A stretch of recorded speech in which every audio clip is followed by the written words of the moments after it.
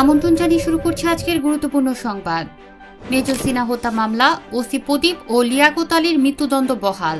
ফেব্রুয়ারি বা এপ্রিলেই নির্বাচন, এ সপ্তাহেই জাতির উদ্দেশ্যে ভাষণ দিতে পারেন ডক্টর মোহাম্মদ ইউনূস। সমালোচনার ঝড়, গত সপ্তাহে কোথায় ছিলেন জামাত আমির? জানবেন বিস্তারিত সংবাদে।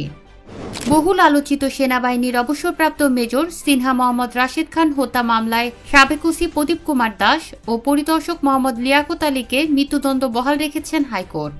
একই সঙ্গে ৬ আসামির যাবজ্জীবন দণ্ড বহাল রেখেছেন আদালত। বিচারপতি মোহাম্মদ মোস্তাফিজুর রহমান ও বিচারপতি মোহাম্মদ সগীর হোসেনের হাইকোর্ট বেঞ্চ এ রায় ঘোষণা করেন।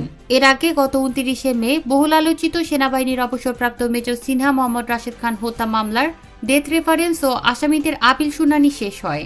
একই সঙ্গে রায়ের জন্য আজকের দিন ধার্য করা হয়। আদালতে রাষ্ট্রপক্ষে শুনানি করেন অ্যাটর্নি জেনারেল মোহাম্মদ আসাদুজ্জামান ও ডেপুটি অ্যাটর্নি জেনারেল শামীমা দীপ্তি।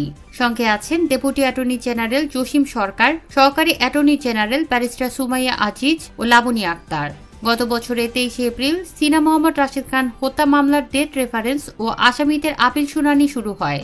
২০২০ সালের ৩১শে জুলাই রাত ৯:৩০টার দিকে কক্সবাজার টেকনাফ মেরিন ড্রাইভ সড়কের শামলাপুর তল্লাশি চৌকিতে পুলিশের বাহারছড়া তদন্ত কেন্দ্রের তৎকালীন কর্মকর্তা পরিদর্শক লিয়াকত আলী গুলিতে নিহত হন সিনহা মোহাম্মদ রাশেদ খান। ঘটনার ৫ দিন পর ২০২০ সালে ৫ই আগস্ট নিহত সিনহার বোন শারমিন শাহরিয়ার ফেরদৌস বাদী হয়ে আদালতে মামলা করেন। ২০২০ সালের ১৩ই ডিসেম্বর ১৫ জনকে অভিযুক্ত করে আদালতে চার্জশিট জমা দেয় র্যাব। অভিযোগপত্রে সিনহা হত্যাকাণ্ডকে পরিকল্পিত হত্যাকাণ্ড হিসেবে উল্লেখ করা হয়। ২০২২ সালের ৩১শে জানুয়ারি কক্সবাজারের জেলা ও দায়রা জজ আদালতের বিচারক মোহাম্মদ ইসমাইল রায় ঘোষণা করেন। রায়ে ওসি প্রদীপ কুমার দাস ও পরিদর্শক মোহাম্মদ লিয়াকত আলীকে মৃত্যুদণ্ড এবং টেকনাফ থানার এসআই নন্দদুলাল রক্ষিত এবং কনস্টেবল রুবেল শর্মা ও সাগর দেবকে যাবজ্জীবন কারাদণ্ড দেয়া হয়। এছাড়া কক্সবাজারের বাহারছড়ার মারিশ বুনিয়া গ্রামের মোহাম্মদ নুরুল আমিন, মোহাম্মদ আইয়াজ ও মোহাম্মদ নিজামুদ্দিনকে যাবজ্জীবন কারাদণ্ড দেয়া হয়। বাকি ৭ আসামি খালাস পান। পরে মৃত্যুদণ্ড নিশ্চিতকরণে ডেথ রেফারেন্স হাইকোর্টে আসে। কারাগারে থাকা দণ্ডিত আসামিরা আপিল করেন। এদিকে ২০২৬ সালের ফেব্রুয়ারি অথবা এপ্রিলে জাতীয় নির্বাচন অনুষ্ঠানের চিন্তা করছে ডক্টর মোহাম্মদ ইউনূসের নেতৃত্বাধীন অন্তর্বর্তী সরকার। সরকারের তরফ থেকে শীঘ্রই সুস্পষ্ট রোডম্যাপও আসতে পারে। নির্বাচন সহ বিদ্যমান পরিস্থিতি নিয়ে আগামী ৫ বা ৬ জুন জাতির উদ্দেশ্যে ভাষণ দিতে পারেন ডক্টর মোহাম্মদ ইউনূস। সে ভাষণে উঠে আসতে পারে নির্বাচনের সুনির্দিষ্ট দিনক্ষণ। সরকার ও রাজনীতি সংশ্লিষ্ট বিভিন্ন সূত্রে খবর জানা গেছে, রাজনৈতিক অঙ্গনে বেশ কিছুদিন ধরেই জাতীয় নির্বাচন কবে হবে তা নিয়ে এক ধরনের উত্তেজনা চলছে। অন্তর্বর্তী সরকার নির্বাচনের প্রাথমিক একটি রোডম্যাপ দিলেও তাতে সংশয় মুক্ত হতে পারছে না বিএনপি সহ বেশ কিছু রাজনৈতিক দল। ফলে নির্বাচন ইস্যুটি কেবল রাজনৈতিক ঝাঁঝালো কথাবার্তার মধ্যে সীমাবদ্ধ থাকছে না, বরং সরকারের ওপর চাপ প্রয়োগের অংশ হিসেবে মাঠের কর্মসূচিতেও তার প্রকাশ ঘটছে। গত মাসের মাঝামাঝিতে প্রকার অন্তরে নির্বাচনের দাবিতে সরকারকে চাপে রাখতেই ভিন্ন দুটি দাবি নিয়ে লাগাতার মাঠে থেকে রাজধানী প্রায় অচল করে রেখেছিল বিএনপি নেতাকর্মীরা। ওই কর্মসূচির পরিপ্রেক্ষিতে ক্ষুব্ধ ডক্টর ইউনূস পদত্যাগও করতে চেয়েছিলেন বলে খবর ছড়িয়ে পড়ে। ডক্টর ইউনূস পদত্যাগ করতে পারেন এমন খবর চাউর হলে রাজনৈতিক দলগুলো একটু শান্ত হয়। পরে গত সপ্তাহের শুরুতে বিএনপি সহ সব রাজনৈতিক দলের সাথে বৈঠক করেন ডক্টর মোহাম্মদ ইউনূস। ওইসব বৈঠকে ডক্টর ইউনূসের নেতৃত্বে আগামী নির্বাচন হোক দলগুলোর নেতারাও প্রত্যাশা ব্যক্ত করেন। নেতারা ডক্টর ইউনূসকে বলেন তারা কেউ তার পদত্যাগ চান না। তবে ওই বৈঠকে নির্বাচন কবে হবে এমন কোনো বার্তা না পাওয়ায় অসন্তোষ প্রকাশ করে বিএনপি। তারা এও বলেন পরিস্থিতি এভাবে চলতে থাকলে সরকারকে সহযোগিতা করা কঠিন হয়ে পড়বে। একই সাথে দলটি ২ ছাটো উপদেষ্টা সহ ৩ জন উপদেষ্টা পদত্যাগের দাবি তোলেন।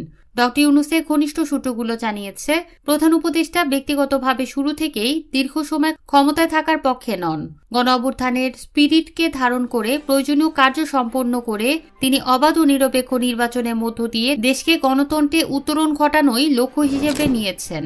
এজন্যই তিনি গত বছর বিজয় দিবসের ভাষণে আগামী ডিসেম্বর থেকে ২০২৬ সালের জুনের মধ্যে নির্বাচন অনুষ্ঠানের সময়সীমা ঘোষণা করেন। তবে রাজনৈতিক দলগুলো বিভিন্ন আশঙ্কা থেকে নির্বাচনের এমন দীর্ঘ রোডম্যাপ নিয়ে প্রশ্ন তোলে, যা সাম্প্রতিক সময়ে একরকম বাদানুবাদের পর্যায়ে রূপ নিয়েছে। সরকার বারবার জুনের মধ্যে নির্বাচনের কথা বললেই সেটি রাজনৈতিক দলগুলোর, বিশেষ করে বিএনপির আস্থা অর্জন করতে পারছে না। চলতি বছরের ডিসেম্বরের মধ্যে জাতীয় নির্বাচনের দাবি বিভিন্ন ফোরাম থেকে ক্রমাগতভাবে জানিয়ে আসছে বিএনপি। এটা নিয়ে দলটি তার অনড় অবস্থানও প্রকাশ করেছে। বিএনপি ভারপ্রাপ্ত চেয়ারম্যান তারেক রহমান সম্প্রতি বলেছেন, আগামী ডিসেম্বরের মধ্যেই জাতীয় নির্বাচন হতে হবে, ডিসেম্বরের মধ্যেই নির্বাচন অনুষ্ঠিত হবে।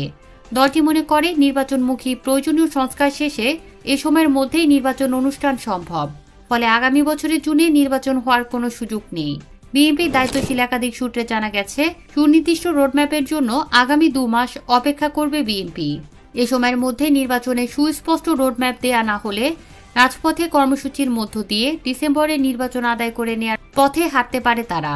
তবে দলটি এখনও আশা করছে, সরকার সার্বিক পরিস্থিতি বিবেচনায় নিয়ে খুব কম সময়ের মধ্যে নির্বাচনে সুস্পষ্ট রোডম্যাপ ঘোষণা করবে। বিদ্যমান পরিস্থিতিতে সংস্কার ইস্যুতে দ্বিতীয় পর্বের আলোচনার জন্য বিএনপি সহ রাজনৈতিক দলগুলোকে ডেকেছেন অন্তর্বর্তী সরকারের প্রধান উপদেষ্টা ও জাতীয় ঐকমত্য কমিশনের প্রধান ড. মোহাম্মদ ইউনূস। ঐকমত্য কমিশনের সাথে আজ অনুষ্ঠেয় ওই বৈঠকে অংশ নিচ্ছে বিএনপি। তারা যে দ্রুততম সময়ে সংস্কার শেষ করে আগামী ডিসেম্বরের মধ্যেই নির্বাচন চায়, ড. ইউনূসের সামনে তা পুনরায় তুলে ধরবে। সংস্কারের দীর্ঘসূত্রতায় কার্যত দলটি ত্যক্ত বিরক্ত। ড. মোহাম্মদ ইউনূস জাপান সফরে গিয়ে দেশের সব রাজনৈতিক দল নয়, শুধু একটি দল ডিসেম্বরের নির্বাচন চাইছে, এমন বক্তব্য দিলে ক্ষুব্ধ প্রতিক্রিয়া ব্যক্ত করে বিএনপি। বিএনপিকে বিব্রত করার জন্য সরকারের তরফ থেকে এ ধরনের কথা বলা হয়েছে বলে মনে করে দলটি।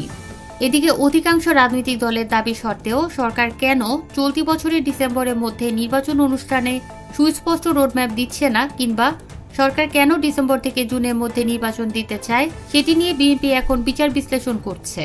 দলটির অভ্যন্তরীণ বিশ্লেষণ অনুযায়ী এর পেছনে 3টি কারণ রয়েছে। বিএনপি প্রথমত মনে করে, সরকারের ভেতরে কারো কারো এমন শঙ্কা রয়েছে যে নির্বাচন হলে বিএনপির ক্ষমতায় যাওয়ার সম্ভাবনা প্রবল।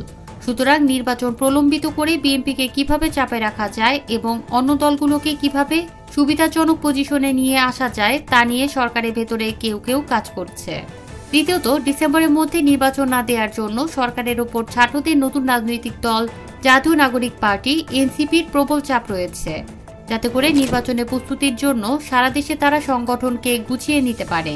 তৃতীয়ত, বিএনপির বিরুদ্ধে সাম্প্রতিক সময়ে নানা ধরনের প্রোপাগান্ডা চালানো হচ্ছে, যেমন বিএনপি সংস্কারের বিরোধী, তারা সংস্কার নয় ক্ষমতায় যাওয়ার জন্য উদ্গ্রীব, এমন প্রচারণা চালিয়ে নির্বাচন বিরোধী প্ল্যাটফর্মকে শক্তিশালী করার টার্গেট নেওয়া হয়েছে।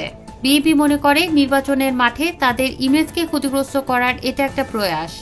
এমন অবস্থায় বিএনপি মনে করছে, সংস্কার দ্রুত শেষ করে এবং বিচার কার্য দৃশ্যমান করে সুস্পষ্ট রোডম্যাপ ঘোষণা করা না হলে রাজনৈতিক দলগুলোকে সাথে নিয়ে রাজপথে কর্মসূচি দেওয়া ছাড়া হয়তো অন্য কোনো পথ খোলা থাকবে না।